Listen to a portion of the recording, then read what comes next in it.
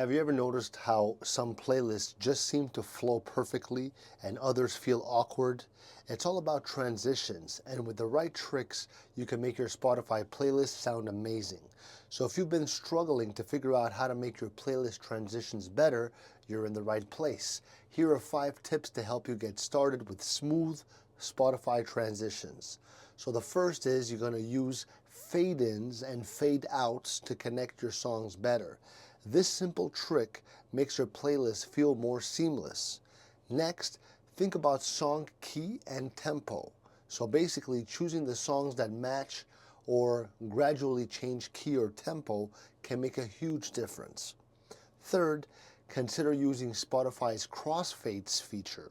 So this tool helps songs overlap smoothly. The fourth thing is that you can also add sound effects to help bridge 2 tracks. It's a fun way to make your playlist more creative.